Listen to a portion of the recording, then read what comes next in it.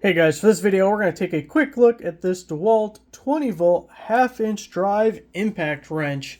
Now you can get this two ways, either as a bare tool or as a full kit. When you get the bare tool, the model is DCF 921B. The B on the end means bare tool, no battery or charger. Now if you get the kit, it's DCF 921E1. Now when you have an E in a DeWALT model number, that means you get the compact Powerstack battery. That's the 1.7 amp hour. And in this instance, we're getting that with the DCB 112 charger. So let's talk about the starter kit a little bit, and then we'll go more into the impact wrench itself. This is the original Powerstack battery, so it has pouch style cells in there that are stacked on top of each other instead of cylindrical batteries that you would normally have inside. So 1.7 amp hour. It's said to have more power. You'll get more charge cycles out of it. This is definitely the future of where the DeWALT batteries are going. After this, they released a 5 amp hour in the same Powerstack formation. So they'll probably be doing more of these. I really like this. This is actually, before I looked up what actually came with this kit, I was thinking this battery is perfect for this impact wrench because it's lightweight, it's compact, but it's going to give you good power, and it should last a good long time on an impact wrench. So I really liked this battery being paired with it. Now the charger you're getting is the DCB 112. That has a 2 amp output. It charges both the 12 and 20 volt batteries. It'll charge that Powerstack battery in a little under an hour. So that's the kit.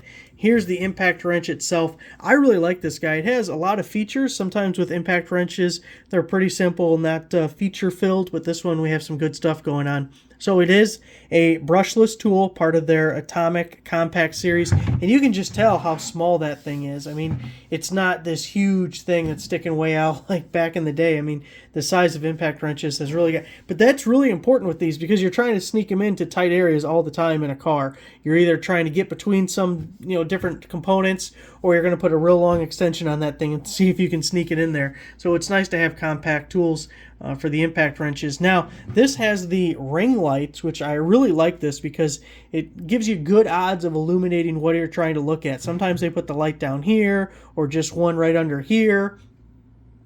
Your hand's in the way, there's shadows or something else blocking it, you can't actually see. So when they do the little Y ring light style, I really like it. Now you'll see we have two buttons at the bottom. If I slap this battery on real quick, the button on the right is for the light. So you can see we can turn it off, we have low, and then we have high.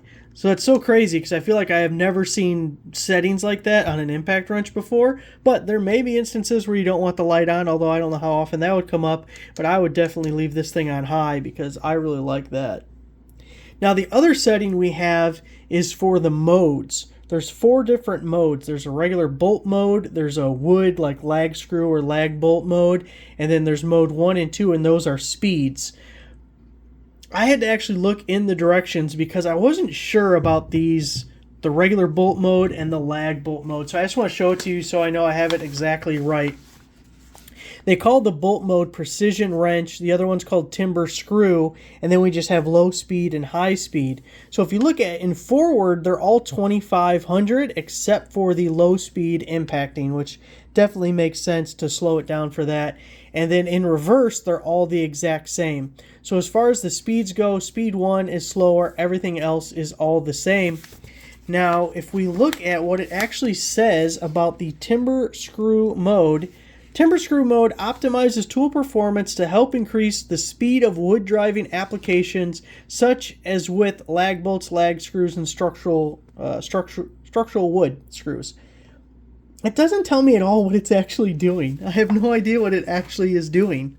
I don't know, maybe if it speeds up the impacts or slows down the impacts. I don't know. The overall speed of the tool itself is the same as the others. It is a variable speed trigger, by the way. So I'm not sure about that. But the precision wrench portion, what it's going to do is when you pull the trigger, you're going to run in a bolt or nut or whatever you have at full speed. And when you're going forward, as soon as it feels the resistance, enough resistance that it has to impact, it has to engage, it's going to stop for a second. And that's to give you the heads up that, hey, we're starting to get tight. So if you were going to torque something down, or if you were afraid, like if you're running on pan bolts or something that should only be torqued at, what, 15 pounds, this would snap it very quickly. But that gives you a second to be like, okay, it's run in. Now I can go get a torque wrench or do it by hand or whatever you want to do. Now in reverse, it kind of works the same way. As soon as that bolt breaks loose, it's going to stop for a second. Because maybe you just wanted to loosen it. You didn't want to take it all the way off, or whatever your situation is. It just gives you that heads up that, hey, the bolt's broke loose now. Make your decision what you want to do from here.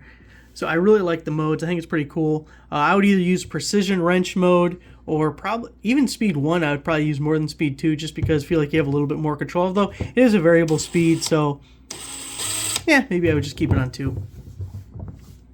Also, before I forget, 2 of the metrics. I don't want to try and memorize it, so let's just look at the box. It was right on the front, wasn't it? Okay. So our fastening torque is 300 foot-pounds, and our breakaway torque is 450 foot-pounds. Most of those are really good for most things. For some amount of context, lug nuts are usually either 100 foot-pounds or maybe 140 foot-pounds for trucks and things. So this having breakaway of 450, I mean, you're way above that. And this will handle most of the more difficult stuff on cars anyways, suspension and steering stuff, especially if you live in the north like me. Everything's rusted and corroded, and you might have to get the heat wrench out a little bit still. But this definitely save your arms and elbows, and you won't be as wore out after taking out the bolt anyway. Also, it does come with the belt clip. I've never used a belt clip on an impact wrench, but if you wanted to, it comes with it, and it can be mounted on either side. So I think this is a really nice tool. It has some good metrics, a couple of different modes. Probably once you figure out what mode you like the best, you won't be switching it around too much. But it is nice to have those additional options. The variable speed trigger, I really like the little ring light around the front. It's hog ring anvil, did we mention that? You can either usually get like a detent pin or the hog ring. Kind of a matter of preference of people, but this is hog ring. So there it is. Thanks for watching.